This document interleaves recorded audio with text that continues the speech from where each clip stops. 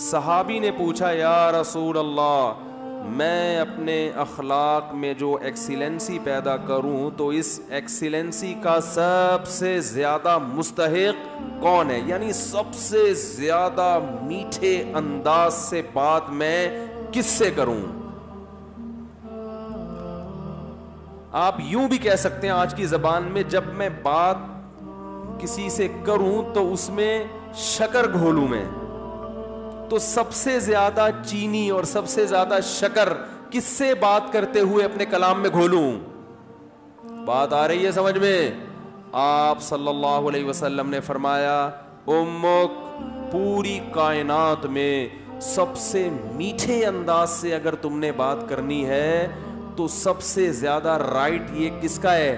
تمہاری, بولو نا, ماں کا. صحابی نے عرض کیا یا رسول اللہ کیا انداز ہے؟ فرمایا ثم من, ثم کا مطلب ہوتا ہے اس کے بعد, ثم من, یا رسول اللہ ماں کے بعد دوسرے نمبر پر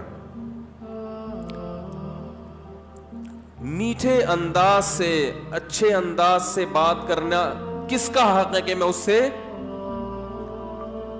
اچھے انداز سے بات کروں؟ ماں کے بعد, ماں کا تو پتہ چل گیا, دوسرے نمبر پہ جو میں سب سے بہترین اور مٹھاس کے ساتھ بات کرنی ہے, اخلاق میں ایکسیلنسی پیدا کرنی ہے, ماں کے بعد دوسرے نمبر پہ کون ہے وہ؟ تو آپ صلی اللہ علیہ وسلم نے کیا جواب دیا؟ فرمایا امک, ماں کے بعد دوسرا نمبر بھی کس کا ہے؟ بولو بھائی, کیا عجیب انداز ہے. حالانکہ یہ عام عرف کے مطابق جواب سوال کے مطابق, بولو بھائی, نہیں ہے. مجھ سے اگر کوئی پوچھے کہ سب سے بڑا حق کس کا, میں کہوں ماں کا, وہ کہ اس کے بعد کس کا, تو میں کہوں ماں کا, وہ کہے گا میں اس کے بعد کا پوچھ رہا ہوں, اس کا تھوڑی پوچھ رہا ہوں. تو یہ سرسری نگاہ سے دیکھا جائے تو یہ بلاغت والا کلام نہیں ہے, یہ غلط کلام ہے اگر سرسری نگاہ سے دیکھا جائے, کیونکہ ہم پوچھ رہے ہیں کہ اس کے بعد. ماں تو پتہ چل گیا, ماں کے بعد اس کے علاوہ بتائیں آپ, لیکن نبی دوبارہ کس کا نام لے رہے ہیں؟ یہ سرسری نظر میں یہ کلام بلیغ نہیں ہے, لیکن حقیقت میں یہ بلاغت کے اعلیٰ معیار پہ پہنچا ہوا کلام ہے. کیونکہ بات کو دل میں اتارنے کا اس سے بہتر طریقہ نہیں ہو سکتا تھا کہ ماں کے بعد دوسرا نمبر بھی کس کا ہے؟ ماں کا. اس کا مطلب کیا ہے کہ ماں کے بعد اگر تم یہ سمجھتے ہو کہ کسی سے بہت ہی میٹھے انداز میں بات کرنی ہے تو یہ حق دوبارہ ماں کو دے دو. دوبارہ کس کو دے دو؟ صحابی نے پھر پوچھا یا رسول اللہ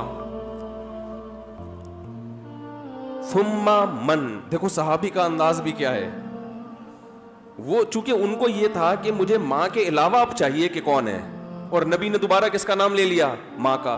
لہذا صحابی نے پھر اپنے سوال کو ریپیٹ کیا, کیونکہ وہ یہ سمجھتے تھے کہ مجھے میرے سوال کا جواب نہیں ملا.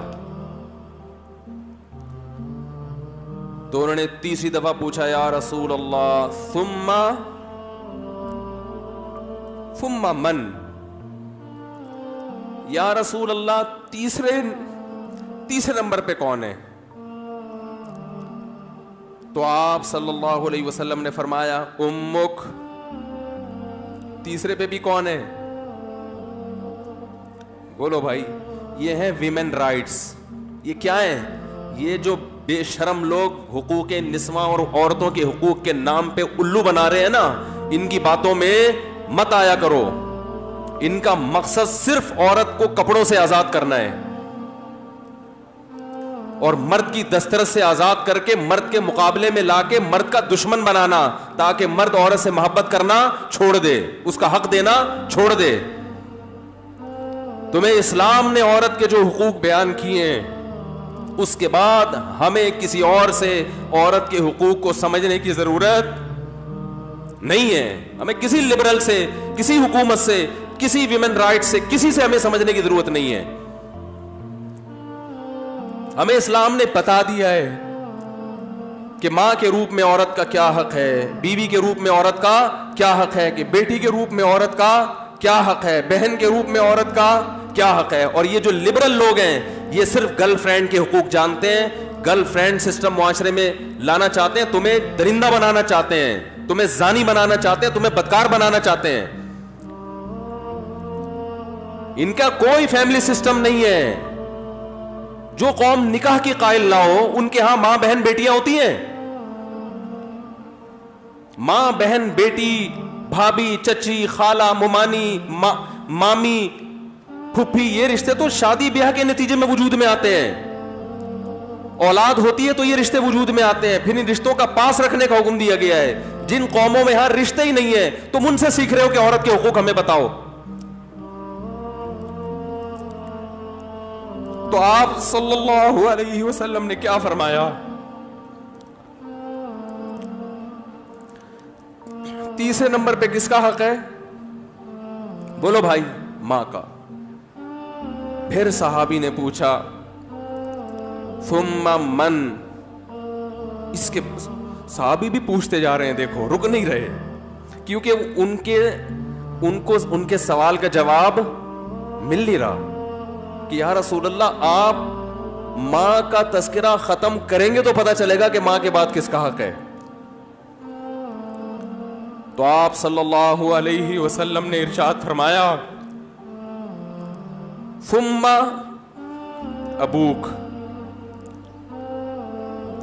چوتھے نمبر پہ کون ہے؟ باپ. پوری کائنات میں